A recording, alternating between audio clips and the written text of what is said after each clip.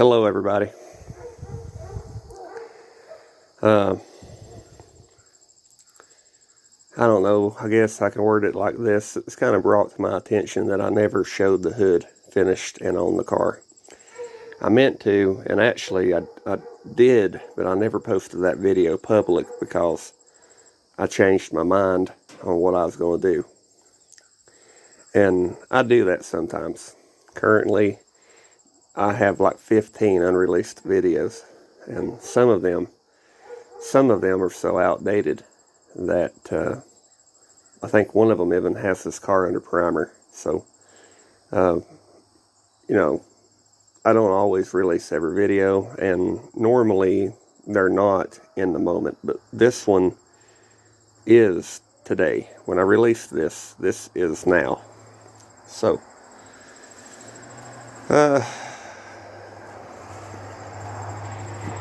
I think it turned out decent, but what happened is this was actually straighter than this 3 months ago.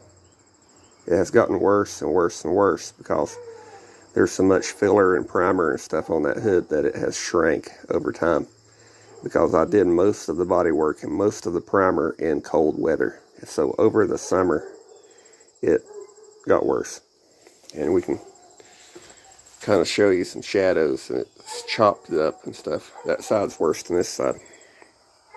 That side had longer to set before I did anything else to it.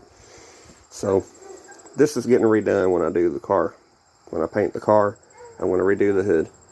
So I'm going to redo everything on the car. Front to back, headlight to tail light, all the body work. I'm actually going to block things I didn't block before. I've showed you that door, and I'm currently working on the trunk lid because I don't like the trunk lid that's on this car, and that's in its video on why, but I wanted to show this to you. I've said it before, but I built this car. I know everything that's wrong with it. I don't want to explain it twice, but just know that there is very good reasons on why I'm replacing the quarters and why I'm cutting it up as much as I am to do that. There's structural issues in the back of that car that are only there because it was gutted to be a Pro Street car, and I put everything back. When I put everything back, you can't always connect all the braces back up. So it's got some issues. I knew it was going to have those issues when I fixed it, but you can look at it this way. If I hadn't have done that, I wouldn't have been able to drive it for the last 2 years. Redoing it's not a big deal. All right. That being said,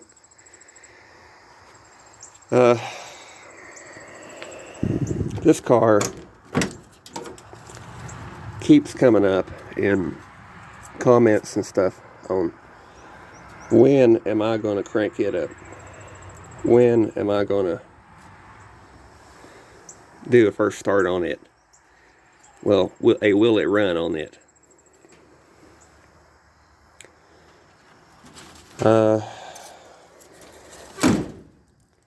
I'm actually rounding up a few pieces that I know it needs.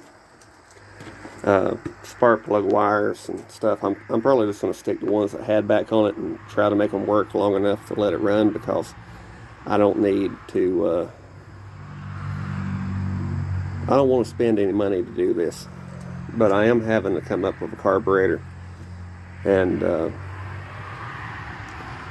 the rear end is taken apart. Some of the positive traction unit stuff's missing, so it can't move, but I'm going to get it to where it can run. I'm going to give you a story time when it comes to this car, because I've never really talked about it on here. That rear end is a 69 Camaro 12 bolt. The Positraction unit that's in that rear end is the one out of my car. Because this car was a parts car. Dad and his friends came up here and took the parts out of this car's rear end to make that Positraction unit for that 12 bolt. It was a 331, but they put a, I would say 513, but I know it's lower than that, 538 or something like that, and a great big damn ring gear. So big of a ring gear that you actually have to kind of pry the pin out of it. I mean, that's how, tight that is in there. But they did the rear end. It's a 3-link. When I raced the car, I partially redone the 3-link because the top link, center link, whatever you want to call that, was running at an angle. They put it on at an angle. And when you do that, it pulls the rear end, or pulls or pushes the rear end side to side. So you want your center link to be level at ride height, so it doesn't move the rear end back and forth. So I redid that, so when you just get to see that, that wasn't something that was done back then. However, the top link is what was done back then. The Turbo 400 that's in this car came out of the green 69 Chevelle that got hit by the truck that's sitting up there that you have seen before. And the engine is a 468, which is a 60 over 454, but it's got 60 over 427 pistons in it, and pin height is different. The bore size is the same, but the wrist pin height and the piston's different. So they took files and an end mill and everything and cut the top down on 8 TRW pistons until they fit at 0 deck on that block. When we got that car, it was stuck. So I got all the pistons out and sandblasted the rings and pistons and put it back together. Honed the cylinders. It was stuck, pretty bad, but it was stuck from the bottom up, which means that the tops of the cylinders were all good. It was a rig, but it ran. That really should have been a YouTube video, but that was like 6 years before I started doing this. I painted that car.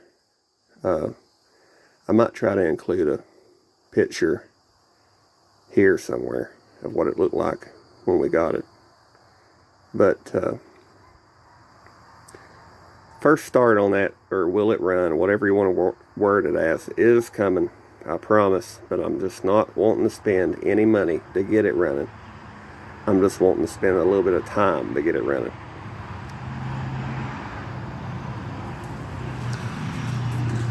That's what happens when your drag strip closes down. You don't have anywhere to take the car. If I hadn't closed down, I would have kept racing. But so anyway, there's that. And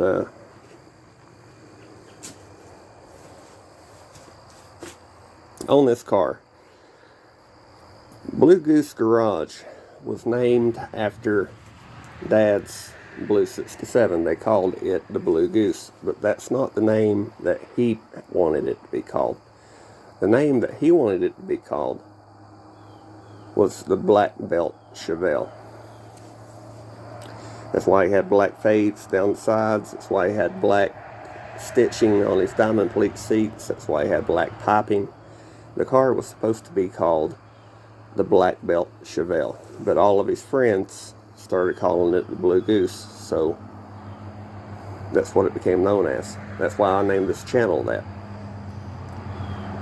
That being said, since this car is not his 427 car. This is a car that was a doppelganger back then. And there's a story about that on here. Basically, I guess you could say this was Dad's catfishing car. Even though I think he only did that once or twice. But his car was supposed to be named the Black Belt Chevelle, so it never was. The Black Belt Chevelle. I've had people call it different things. I've had people call that the Blue Goose. It's not really the Blue Goose because it wasn't that car. It's the Black Belt Chevelle. And it'll make more sense later when I paint it the way I want to. So, how's that for a surprise ending, right? I'll see you again next time. Bye.